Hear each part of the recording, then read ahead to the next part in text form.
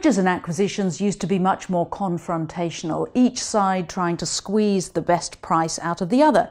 Now the process is more cooperative, or it should be. It can be win-win for all the parties involved if it's handled correctly. Well, to talk about this, let's meet two partners from the Norwegian law firm Wiersholm, Harold Hellebust and Erik Tines. I'm Sarah Lockett. Welcome to the Business Debate.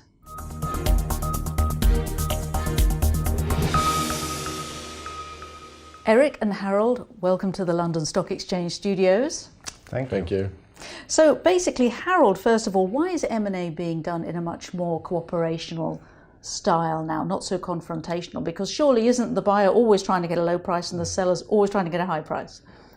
Well, the price is still important, of course, but in a world where buyers have a lot of money to invest and relatively few targets, it is important to play on more than one factor to win. Like, for example, in an auction process, if you get to be the preferred buyer, you will probably get better guidance, and that could influence your possibility to win. In our opinion, M&A should be a cooperation and not a war. Okay, but there are still too many buyers chasing too few good deals, good targets, isn't there? Doesn't that make it always become aggressive? Well, being a bully is not helpful in our view, but you should, as a lawyer, you should listen and you should act friendly, and you should try to find the solutions that cater for the interests for both parties. And to do that, you also have to be creative. That's very important for a lawyer. Well, you're creative, but you're also very busy, aren't you?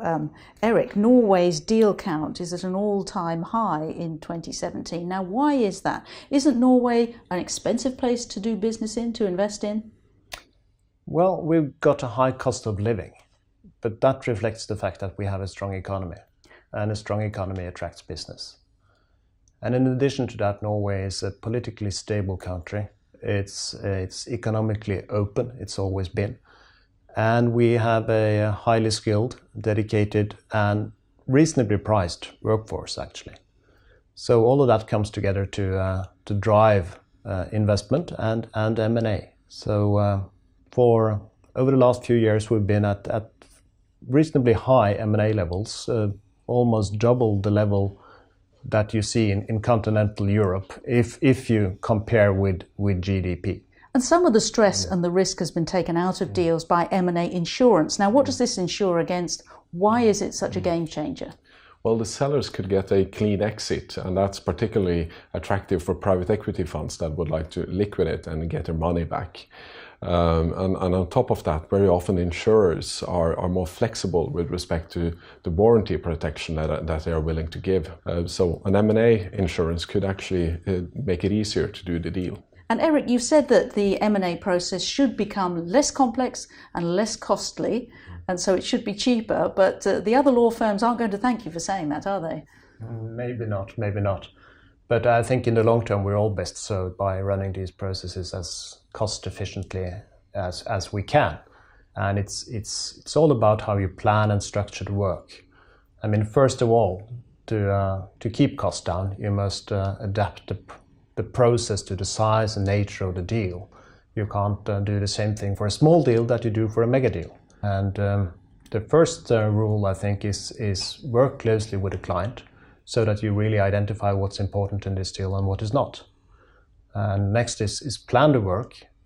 And the last is reuse what you can reuse, meaning using standardized documentation, for example.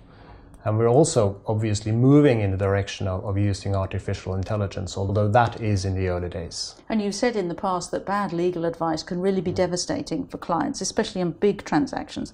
What do you mean by that? Well, you know, the role of the lawyer has oftentimes been to identify every possible risk and try and protect the client against that risk. And it's obviously important to identify risks and to protect to the extent you can.